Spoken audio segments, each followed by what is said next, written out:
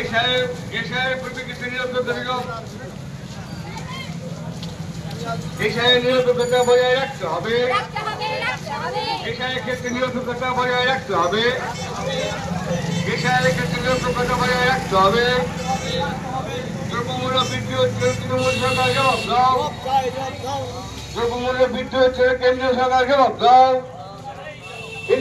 জিন্দাবাদ। সারা Bharat front block জিন্দাবাদ। দাম বাড়ছে কেন কেন্দ্র সরকার জবাব দাও। জিনিসপত্রের দাম বাড়ছে কেন কেন্দ্র সরকার জবাব দাও। দ্রব্যমূল্য বৃদ্ধির প্রতিবাদে কেন্দ্র সরকার লড়বে। দ্রব্যমূল্য বৃদ্ধির প্রতিবাদে সারা ভারত ফ্রন্ট ব্লক লড়বে। দ্রব্যমূল্য বৃদ্ধির প্রতিবাদে সারা ভারত ফ্রন্ট ব্লক লড়বে। দলে দলে যোগ দিন। আজকে কর্মী সভায় দলে দলে যোগ দিন। সারা ভারত ফ্রন্ট ব্লক জিন্দাবাদ। সারা ভারত ফ্রন্ট ব্লক জিন্দাবাদ। জিনিসপত্র বৃদ্ধি দামে পরিবৃত্তি ব্লক লড়বে।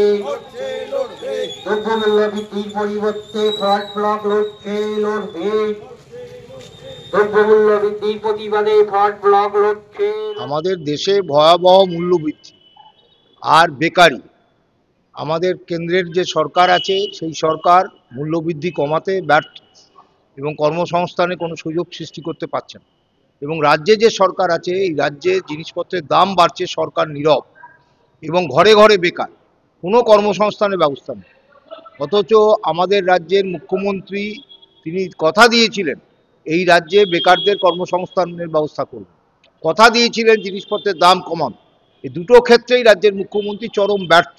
সেই সঙ্গে রাজ্যে একটা বিশৃঙ্খলতার সৃষ্টি করছে রাজ্যের শাসক দল, মানুষের গণতান্ত্রিক অধিকার হরণ করছে।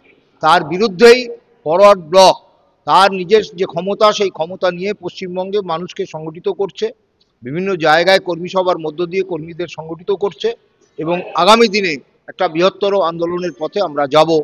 কলকাতায় একটা সমাবেশ হবে, জেলায় জেলায় সমাবেশ হবে, এর প্রতিবাদে মানুষকে সঙ্গে